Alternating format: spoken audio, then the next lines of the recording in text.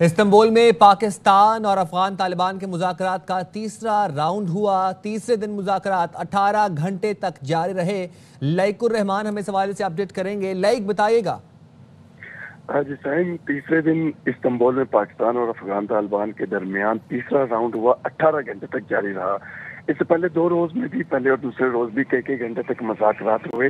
تیسرا روز جو 18 گھنٹوں کے دوران افغان طالبان کے وفد کی طرف سے بار بار پاکستان کے اس مطالبے پر کہ خوارج اور دہشت گردوں کے خلاف مصدقہ اور یقینی کارروائیاں کی جانی چاہیے، ان کو منطقی اور جائز مطالبے سے اتفاق کیا گیا، لیکن یہ دیکھا گیا کہ میزبانوں کی موجودگی میں بھی افغان وفد نے اس مرکزی مسئلے کو تسلیم تو کیا، لیکن جب بھی وہ کابل سے رابطہ کرتے تو ان کو اس حوالے سے جو ہدایات ملتی، اس کے بعد طالبان کے وفد کا موقف تبدیل ہوتا رہا۔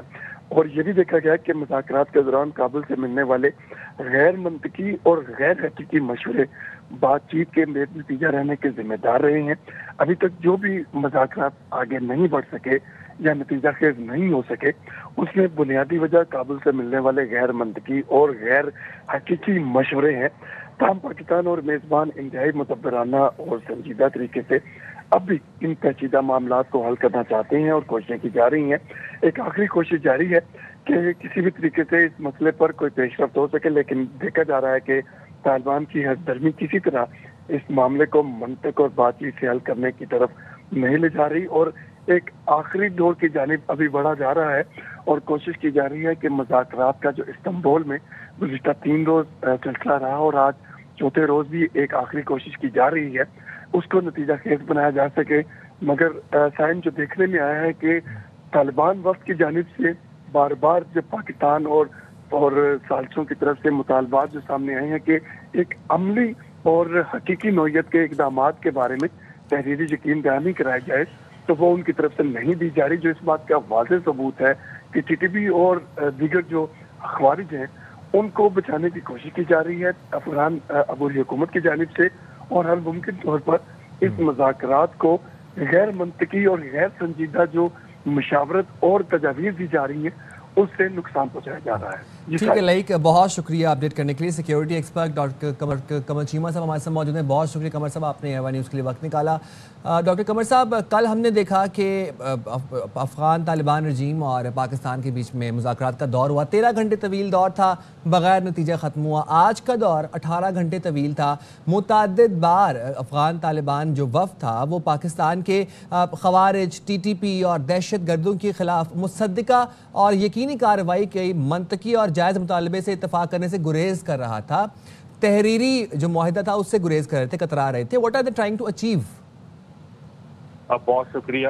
دیکھیے، پہلی بات تو یہ ہے کہ کسی بھی ملک کے لیے جو سب سے امپورٹنٹ چیز ہوتی ہے وہ امن ہے، اور اگر امن حاصل کرنے کے لیے آپ کو کچھ بھی کرنا پڑے تو کرنا چاہیے۔ اور میں سمجھتا ہوں کہ جو میزبان ممالک ترکی اور قطر ہیں انہوں نے بہت کوشش کی کہ امن جو ہے اس کو موقع دیا جائے، اور اب سارے کی ساری ذمہ داری افغان طالبان کے اوپر ہے کہ کیا وہ دہشت گرد جماعتوں کو اہمیت دینا چاہتے ہیں یا عالم اسلام کے ان تمام ممالک کو اہمیت دینا چاہتے ہیں جو افغانستان کو ایک نیا موقع دینا چاہتے ہیں کہ وہ باقی ممالک کے ساتھ آنریبلی جو ہے وہ کو ایگزسٹ کر سکیں۔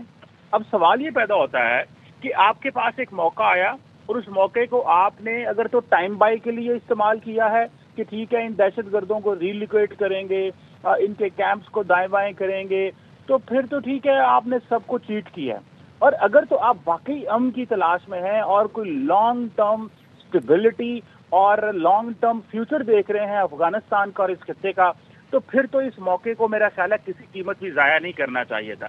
اب یہاں پہ میزبان بھی پریشان ہے، اب یہاں پہ دنیا جس نے ہمیں موقع دیا وہ بھی پریشان ہے، اور میں سمجھتا ہوں کہ افغان طالبان کے پاس بہت اچھا موقع ہے۔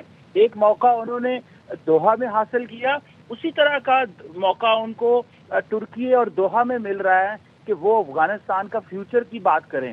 وہ یہ جو لاکھوں کروڑوں، دیکھیں آج بھی ورلڈ فوڈ پروگرام یہ کہتا ہے کہ آدھی سے زیادہ آبادی کے پاس کھانے کو نہیں ہے افغانستان میں۔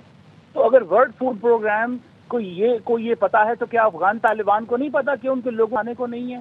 تو کیوں وہ راستہ اڈاپٹ کر رہے ہیں جو افغان عوام کے لیے مشکل ہے؟ وہ کیوں وہ راستہ چوز کر رہے ہیں جس سے وہاں پہ لوگوں کے لیے مشکلات پیدا ہوں گی؟